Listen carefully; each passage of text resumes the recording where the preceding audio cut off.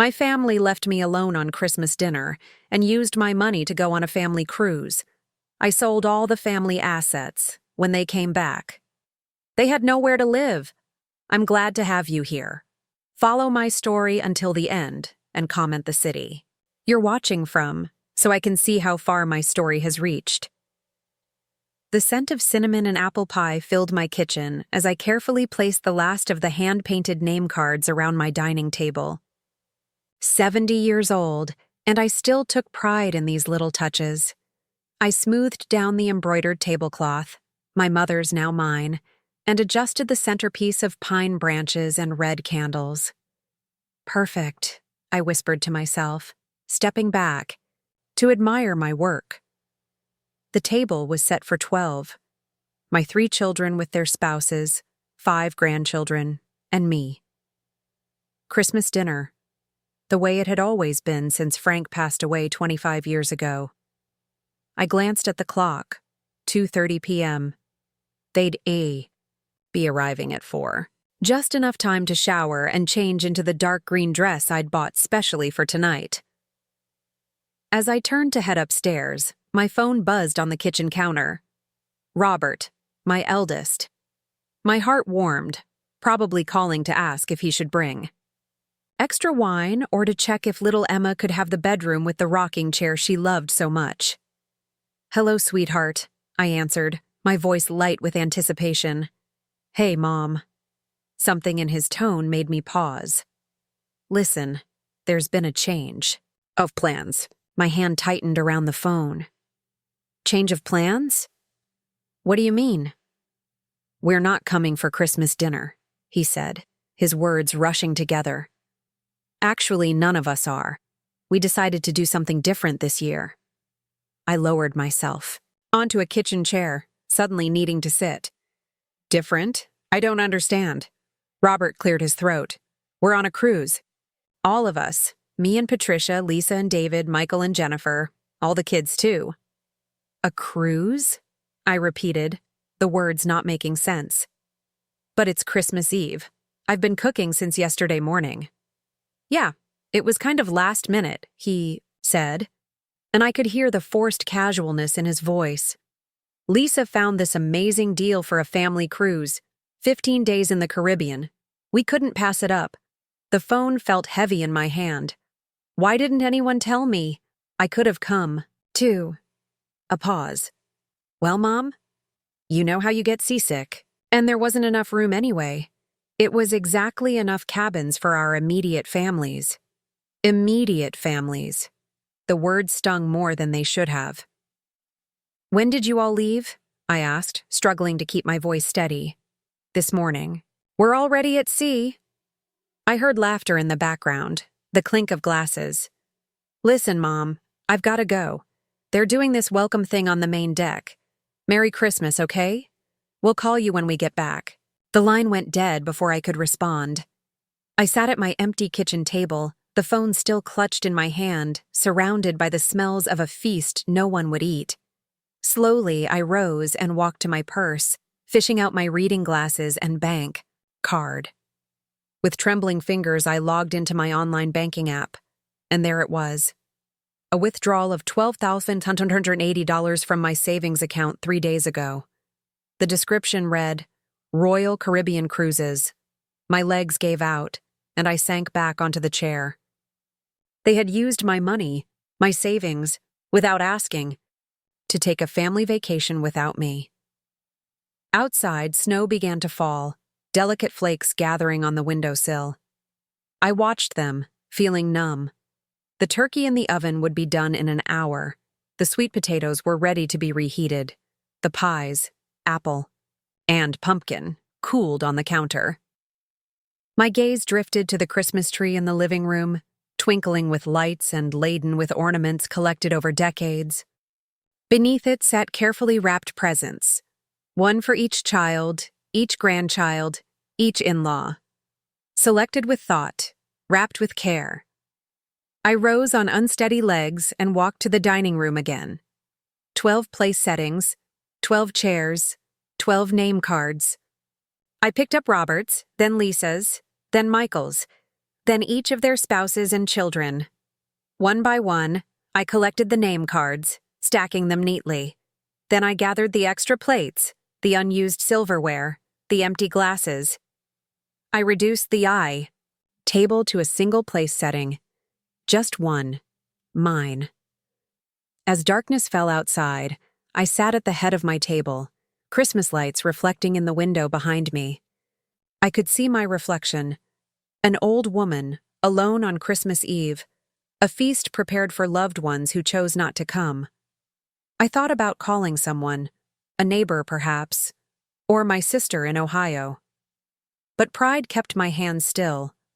I couldn't bear to explain. Instead, I served myself a plate of food I no longer had an appetite for and poured a glass of the expensive wine I'd bought for the occasion. I raised my glass to the empty chairs. "Merry Christmas to me," I whispered, my voice echoing in the silence of my house. As I took a bite of turkey that tasted like cardboard in my mouth, I made myself a promise. This would be the last Christmas I spent being taken for granted. The last time my children would see my love as something to be used and discarded at their convenience. They had no idea what awaited them when they returned from their cruise. No idea at all.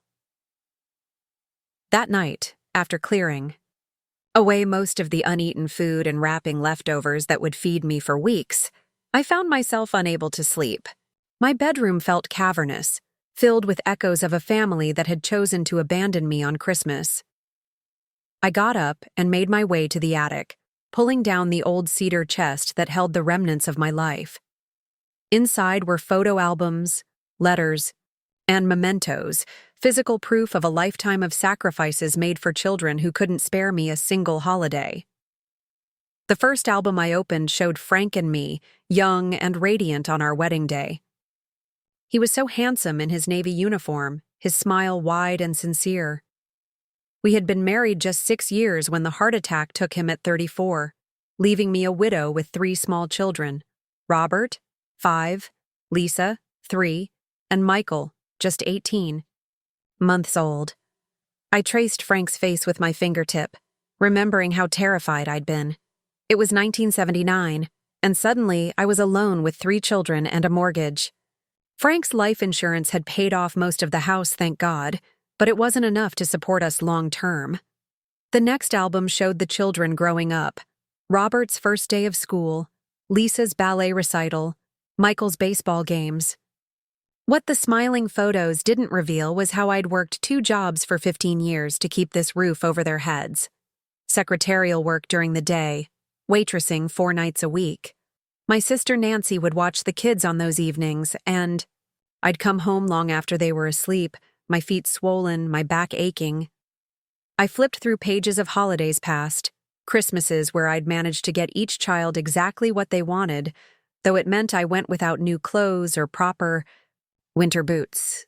Birthdays where I'd stayed up all night making elaborate cakes because I couldn't afford to buy them from the bakery. One photo made me pause. Robert's high school graduation. He was beaming in his cap and gown, holding the keys to the used car I'd scraped and saved to buy him. What the picture didn't show was that I'd taken on extra shifts for 6 months to afford it, or that I'd continued driving my own car until it literally died on the highway 2 years later. I found Lisa's college acceptance letter tucked into another album. She'd gotten into NYU, her dream school, with a partial scholarship. The remaining tuition had nearly broken me financially, but I'd never let her know that.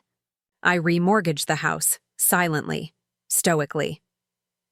When she graduated and landed her first job at a publishing house in Manhattan, her success felt like mine too. Then came Michael's rebellious years. The calls from school, the minor scrapes with the law, the string of jobs he couldn't seem to keep.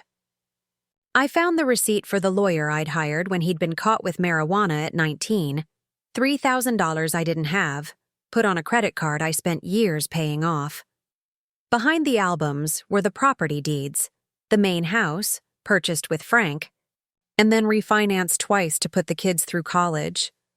The small lake cottage we'd bought the year before Frank died, which I'd almost sold during the lean years, but somehow managed to keep. and the vacant lot Frank had inherited from his father, which I'd held on to because he'd always talked about building a family vacation home there someday. All 3 properties were solely in my name now. Frank had made sure of that before he passed, wanting to protect me and the children.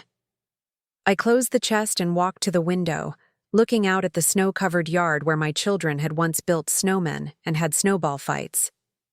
The yard I still paid to have mowed and maintained, though I could barely bend a garden anymore. My whole life had been devoted to giving them stability, opportunities, a foundation from which to build their own lives. I'd gone without, worked, until I was exhausted, put my own dreams aside, all so they could have what Frank and I had planned to give them together. And how had they repaid me? By stealing my savings for a cruise they didn't even invite me on. I wiped away angry tears as dawn broke over the horizon. The pain was crystallizing into something harder, something colder. I'd raised them better than this. I'd taught them about respect, about family, about gratitude. Or I thought I had. As the first rays of sun illuminated my bedroom, casting long shadows across the floor, I made my way back downstairs. The Christmas tree lights still twinkled, now seeming to mock me with their cheerfulness. I unplugged them with a sharp tug, plunging the room into the cold blue light of morning. Then I walked to my office, a small room off the kitchen that had once been a pantry. Inside was a worn desk, my old computer, and a file cabinet containing important papers. I pulled out my address book and flipped to the L section.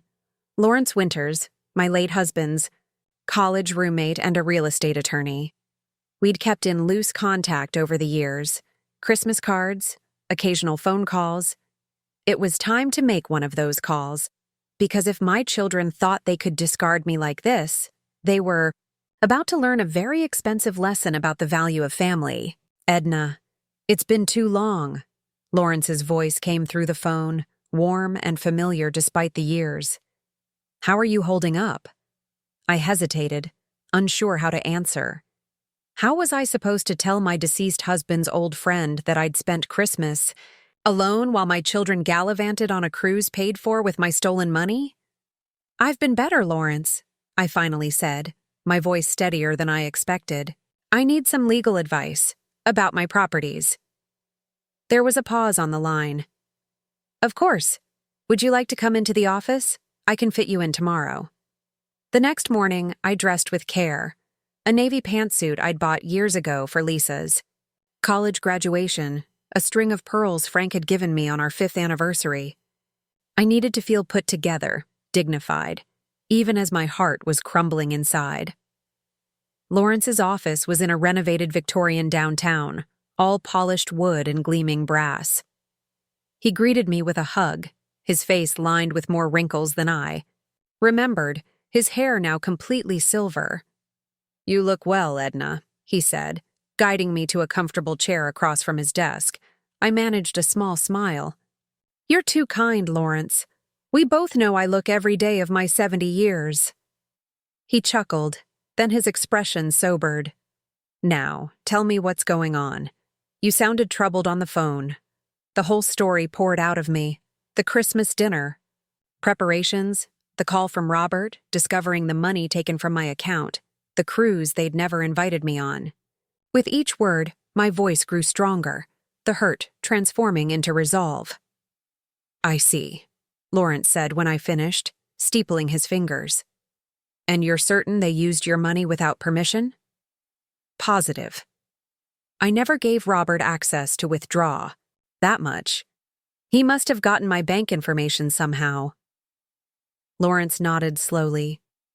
That's elder financial abuse, Edna. We could pursue legal action. I shook my head. No, I don't want to go that route. Not yet, anyway. I took a deep breath. What I want to know is this. The house, the lake cottage, the empty lot. They're all still in my name alone, correct? Yes, he confirmed, pulling out a file. After Frank passed, everything transferred to you. You've never added any of the children to the deeds. despite my suggesting it for estate planning purposes. "Thank God for my stubbornness," I murmured. "Tell me, Lawrence, legally, what can I do with these properties?" "They're yours, Edna. You can do whatever you want with them. Sell them, rent them, gift them." He peered at me over his reading glasses. "What exactly are you thinking?" I sat up straighter. "I want to sell all of them, quickly before my family returns from their cruise." Lawrence's eyebrows shot up. "All of them? Even the main house?" "Especially the main house," I said firmly. "Edna," he said gently, "this is a major decision. One often made in the heat of emotion. Perhaps you should—" I cut him off. "Lawrence, I spent 45 years in that house, raised my children there. Every corner holds a memory. But do you know what my children see when they look at it?" I didn't wait for his answer. "Dollar signs. They see their inheritance, property, values. What they can get from me when I'm gone." I leaned forward. "I found something when I was looking for the property deeds. A brochure for Sunny Pines Assisted Living with notes in Robert's handwriting about convincing Mom it's time. They were planning to put me in a home, Lawrence. After the holidays. After returning from their cruise." Lawrence's face darkened. "I see." "No, you don't," I said, my voice breaking slightly.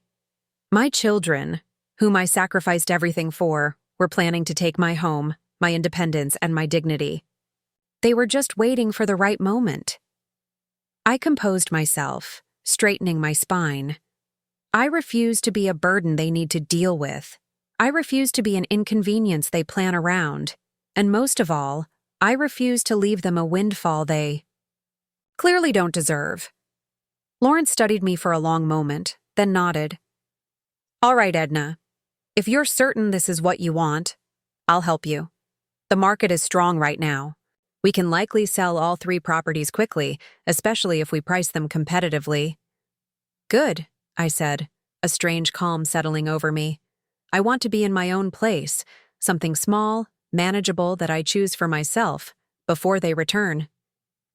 "That's a tight timeline, but doable."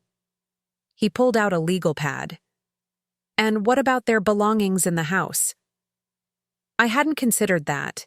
The children still had rooms filled with their things, boxes of memorabilia I'd kept for them, furniture they'd claimed but left with me because they didn't have room in their own homes. "Put it all in storage," I decided. "I'll pay for 3 months. After that, it's their responsibility." Lawrence made notes, then looked up at me. "Where will you go, Edna? Have you thought about that?" For the first time since making this decision, I felt a flutter of excitement. "There's a small condominium complex near the park. I've always admired it when I go for my walks. The units have balconies overlooking the duck pond." "Park view condominiums? Those are lovely," Lawrence agreed. "And certainly within your budget, especially after these sales." As we worked through the details, I felt a weight lifting from my shoulders. For decades, I'd carried the burden of that. House, the maintenance, the property taxes, the memories both sweet and painful. I'd stayed because I thought that's what my family needed. A home base, a gathering place, a legacy. But they'd shown me exactly how much they valued that legacy when they abandoned me at Christmas and stole my money. By the time I left Lawrence's office, we had a plan in place. He would contact real estate agents that afternoon. The properties would be listed by the end of the week. With any luck, I would be in my new home before my children's ship docked. As I drove home, past the familiar streets where I'd raised my family, I felt something I hadn't expected. Freedom. For the first time in decades, I was making a decision purely for myself, not calculating how it would affect my children, not sacrificing my needs for theirs. It felt terrifying. It felt exhilarating. It felt right. The next 2 weeks passed in, a whirlwind of activity that left me little time to dwell on my children's betrayal. Lawrence had been true to his word, connecting me with Mary Ellison, a real estate agent specializing in quick sales. "These properties are gems, Mrs. Warren. Mary said during our first meeting, her eyes gleaming as she toured my home. The market is hot right now and inventory is low. If we price them right, they'll move fast. And move they did. The lake cottage sold first, just 3 days after listing, to a young couple eager for a weekend retreat. They paid cash, allowing us to close quickly. The vacant lot went next, purchased by a developer who'd been eyeing that area for years. The sale of those 2 properties alone provided enough for my new condo and a comfortable financial cushion. The main house, my home for 45 years, took slightly longer, but by the end of the second week, we had multiple offers. I accepted, one from a family with 3 young children. The mother had tears in her eyes when she walked through the backyard. "I can just see our kids playing here," she said, smiling at me. "This is a home where memories are made." I nodded, remembering, pushing my own children on the swing set that used to stand under the oak tree. "Yes, it is."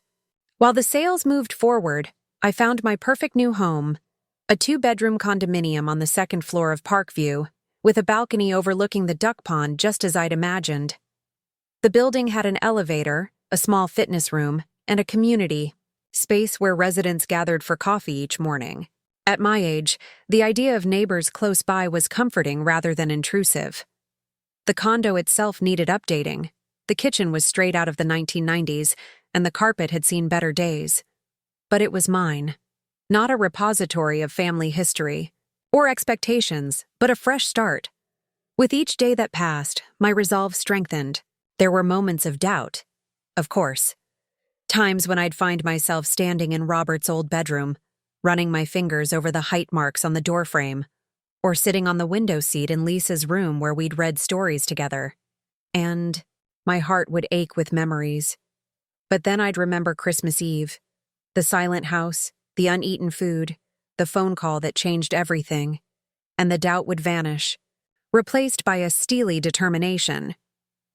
I hired a moving company to pack only what I wanted to take: my bedroom furniture, my favorite living room chair, family photos, carefully selected, Frank's desk, my kitchen essentials, and personal items I couldn't bear to part with.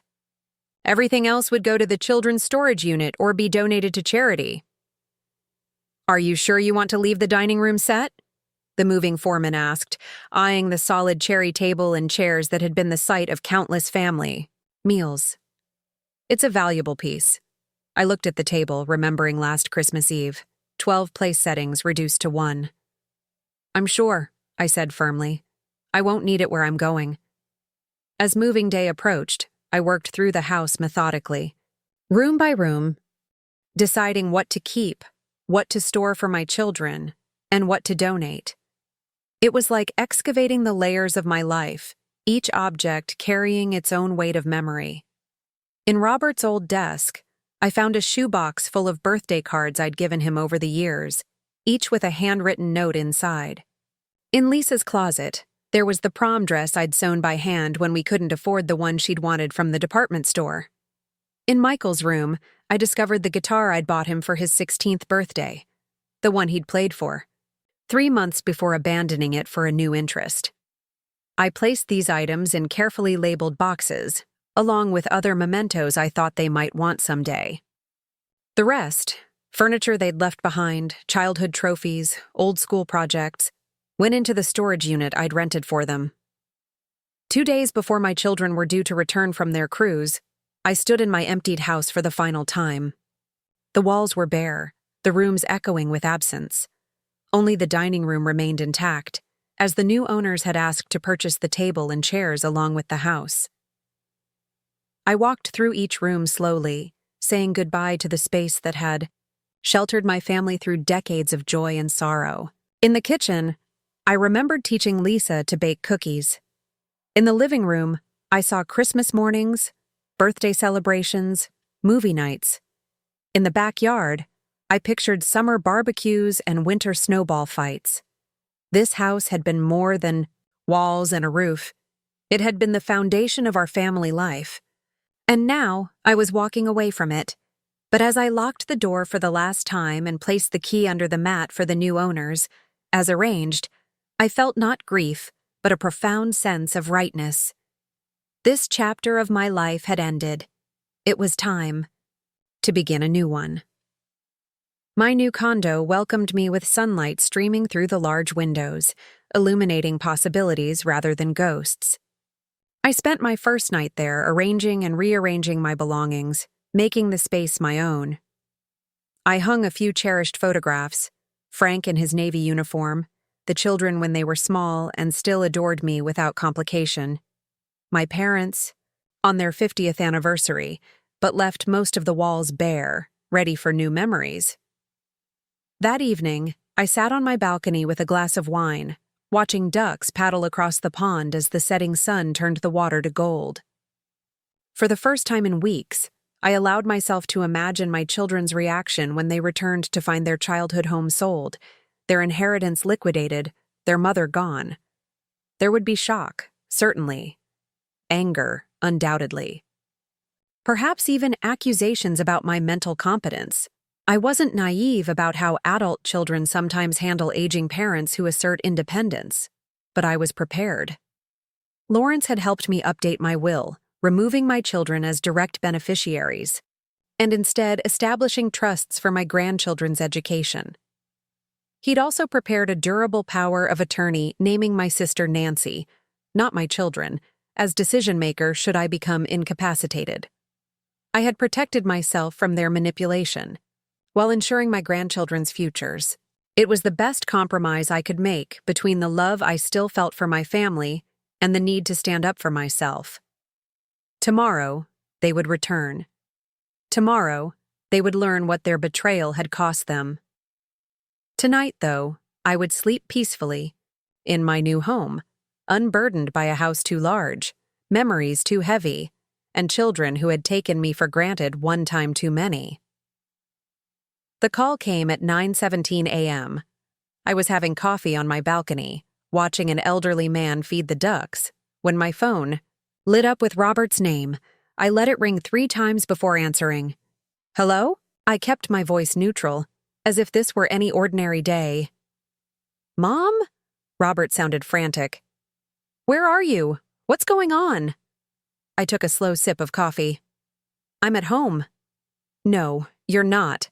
We just pulled up to the house, and there's another family moving. In! They said they bought it from you. So they'd gone straight to the house from the cruise. Of course they had. They needed to drop off their luggage, shower in their own bathrooms, sleep in their own beds. Not once had they called to check on me during their 15-day vacation. Not a single text asking if I was okay. Yes, I sold. The house, I said calmly. And the lake cottage.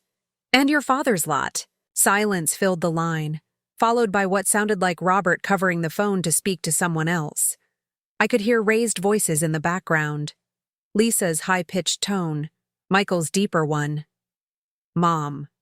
Robert's voice returned, strained, with forced patience. What do you mean you sold the house? Where are you going to live? Where are we going to stay when we visit? Where's all our stuff? I've moved to Parkview condominiums. As for your belongings, I've put them in a storage unit. I've paid for 3 months. After that, it's your responsibility.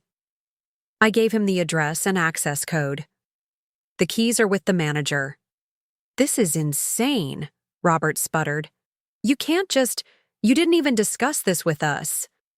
Like you discussed.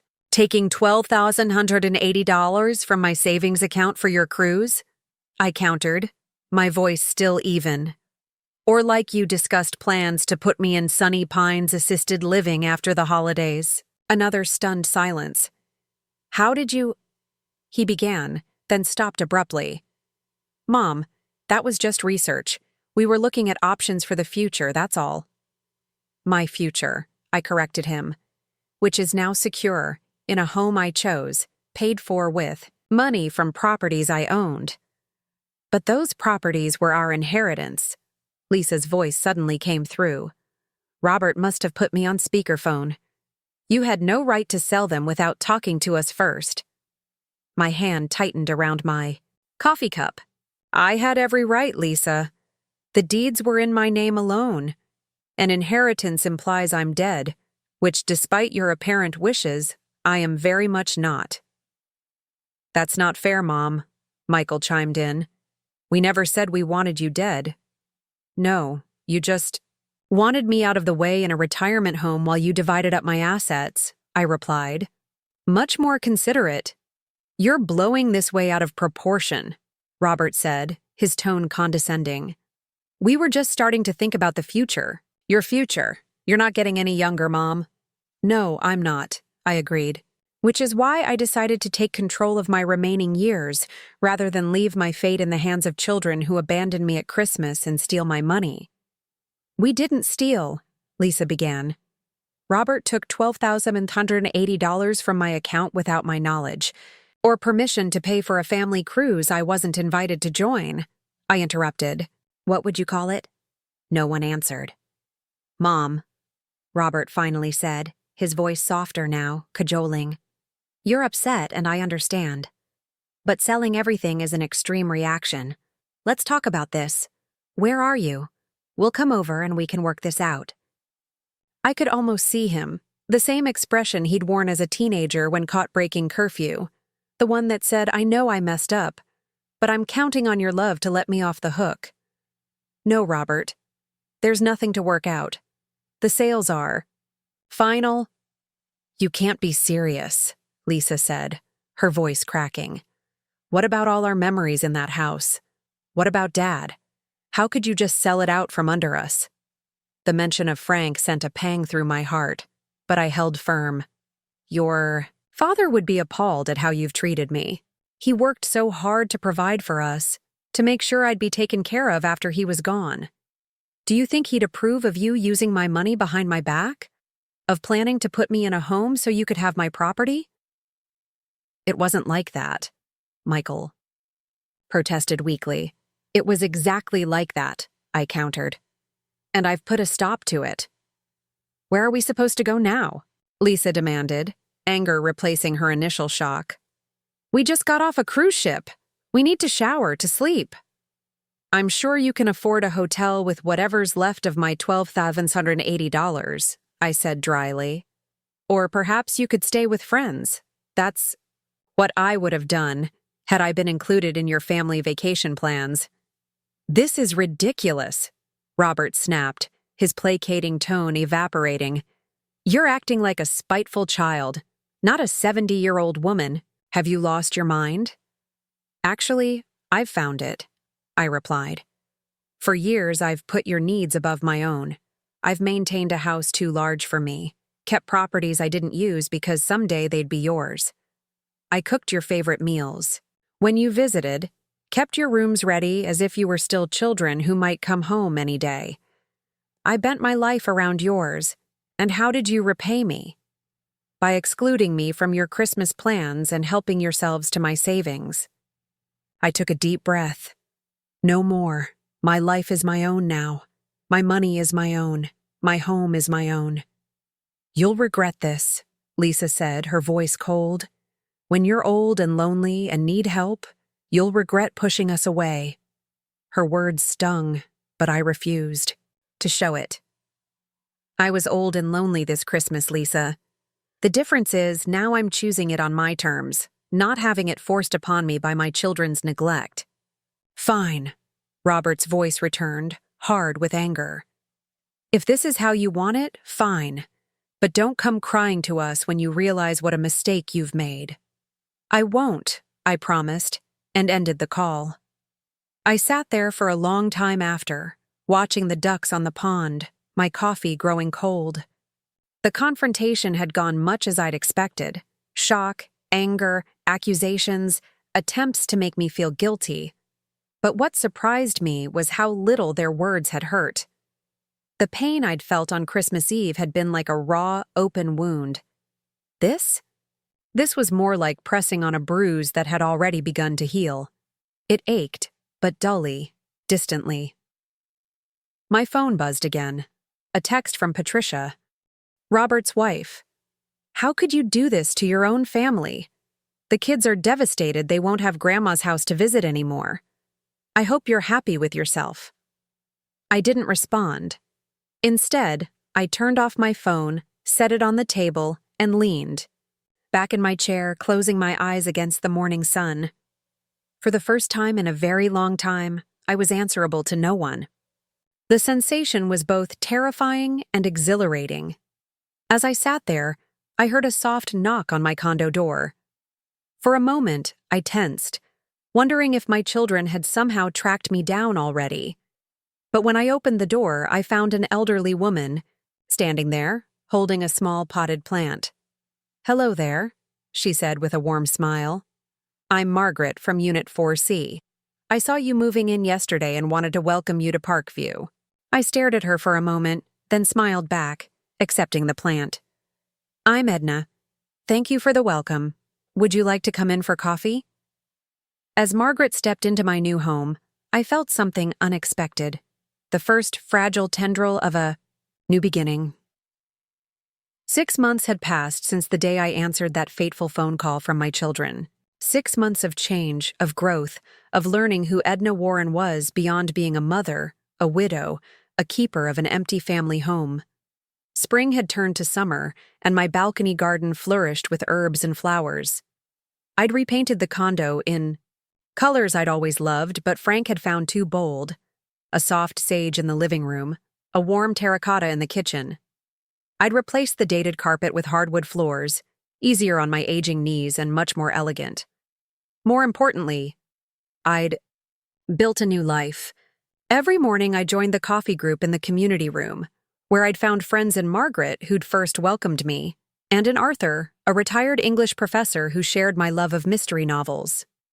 3 times a week, I attended water, aerobics at the community center. On Tuesdays, I volunteered at the library, reading to children during story hour. I was busier, more engaged, more myself than I had been in decades. My relationship with my children remained fractured. After our initial confrontation, weeks had passed with no contact. Then came cautious formal text messages. Robert letting me know they'd emptied the storage unit. Lisa asking for her grandmother's recipe box. Michael inquiring about some old sports memorabilia he couldn't find. I responded to these practical queries but maintained my distance emotionally. The wound was still too fresh, the betrayal too profound. They made attempts at reconciliation, of course. Mother's Day brought cards with carefully neutral messages. My birthday in June prompted stiff phone calls, but none of them apologized for what they'd done, and I refused to pretend it hadn't happened. My grandchildren were a different matter. Emma, Robert's 12-year-old daughter, had been the first to reach out, sending me a hand-drawn card with a message that broke my heart. "I miss you, Grandma. It's not the same without your house to visit." I'd called her immediately, assuring her that while the house was gone, I was very much still here. We arranged for her to visit my new home, and Robert reluctantly dropped her off one Saturday afternoon. "This is so cool, Grandma," she exclaimed, exploring my condo with unfeigned enthusiasm. "You can see the ducks from your balcony." That visit opened a door. Soon, my other grandchildren began coming by, sometimes with their parents waiting awkwardly in the car, sometimes dropped off for a few hours. I took them to the park, taught them to bake in my new kitchen, helped with homework at my smaller but still welcoming dining table. Through them, I maintained a connection to my family, even as I established clear boundaries with my children. Today was special, though. Today marked exactly 6 months since I'd moved into Parkview, and I'd invited all 3 of my children, and only my children, for dinner. No spouses, no grandchildren, just us. As I prepared a simple meal of roast chicken and vegetables, I felt a strange calmness. This wasn't about reconciliation or forgiveness, not yet. This was about clarity, saying things that needed to be said, without anger or haste. They arrived together, a united front. Robert, still handsome at 46, his hair beginning to gray at the temples. Lisa, elegant at 44, wearing a dress that probably cost more than my monthly mortgage payment. Michael, boyish at 42, fidgeting with his car keys as if planning a quick escape. Come in, I said, stepping aside to let them enter my home. My new home, which none of them had yet visited. Thank you for coming, they murmured polite greetings, their eyes darting around, taking in the transformed space. Gone were the familiar antiques and heirlooms that had filled our family home. In their place were new pieces I'd chosen just for me. A comfortable sectional sofa, perfect for my shorter stature, artwork that spoke to my taste, not Frank's, a sleek television mounted on the wall where I watched my favorite shows without apology. It's nice, Lisa offered, sounding surprised. Very modern. Thank you, I replied, gesturing toward the dining area. Please sit down. Dinner's ready. We settled around my table, small enough that we couldn't avoid looking at each other, but large enough that no one felt crowded. I'd set it with my new dishes, not the china we'd used for family meals for decades. After serving the food, I took my seat and looked at my 3 children, these adults who had come from my body, whom I had raised with love and sacrifice, who had wounded me so deeply. Before we eat, I want to say something, I began, my voice steady. 6 months ago, I made a decision that shocked all of you. I sold properties you expected to inherit. I moved without consulting you. I established a life separate from the one you'd envisioned for me.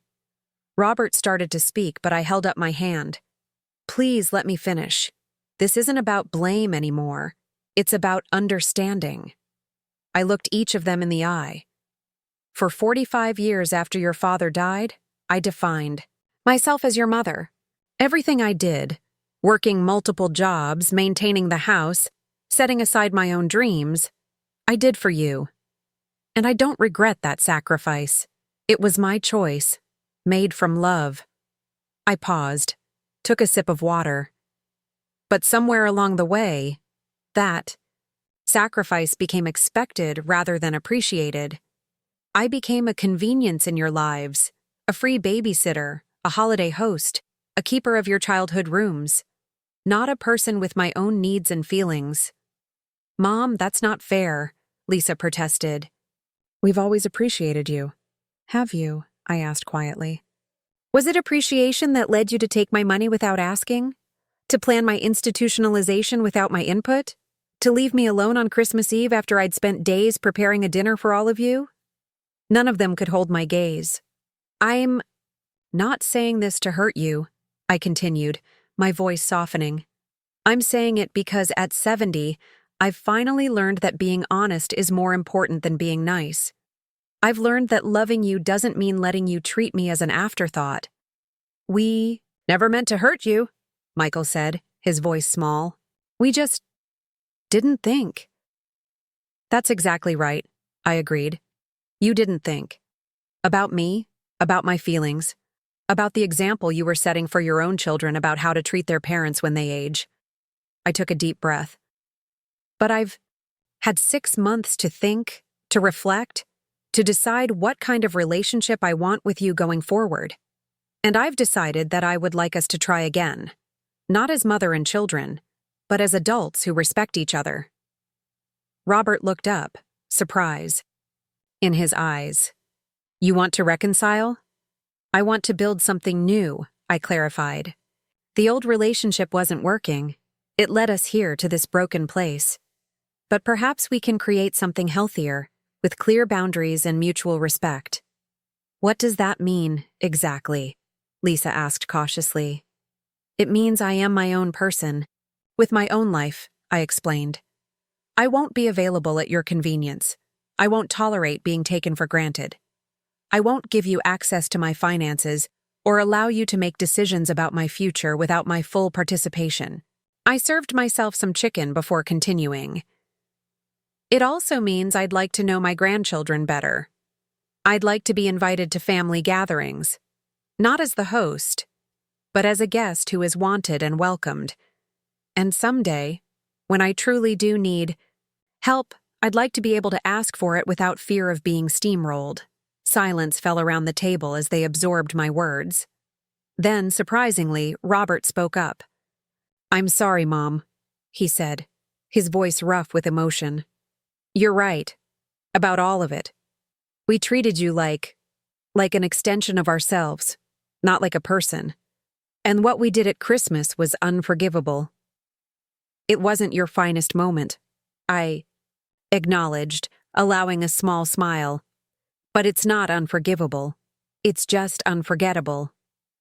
As we began to eat, the conversation tentatively shifted to safer topics, the grandchildren's activities, local news, my new friends at Parkview. The tension didn't disappear entirely, but it eased. By dessert, a simple apple crisp made from my mother's recipe, we were talking almost normally. When they left that evening, Lisa hugged me, whispering, "I like your new place, Mom. It suits you." "Thank you," I replied. "That's because I chose it for me, not for anyone else." After they'd gone, I sat on my balcony in the summer twilight, watching fireflies dance over the pond. The evening hadn't magically healed all wounds or erased the past. There would still be difficult moments ahead, old patterns to break, new boundaries to maintain. But for the first time in a very long time, I felt at peace with my decision. I had reclaimed not just my financial independence, but something far more precious, my sense of self-worth, my right to be treated with dignity, my voice. The house was gone, yes. But I, Edna Warren, 70 years old, and finally, truly herself, I remained. Stronger, wiser, and free. Now I'm curious about you who listened to my story. What would you do if you were in my place? Have you ever been through something similar? Comment below. And meanwhile, I'm leaving on the final screen 2 other stories that are channel favorites, and they will definitely surprise you. Thank you for watching until here.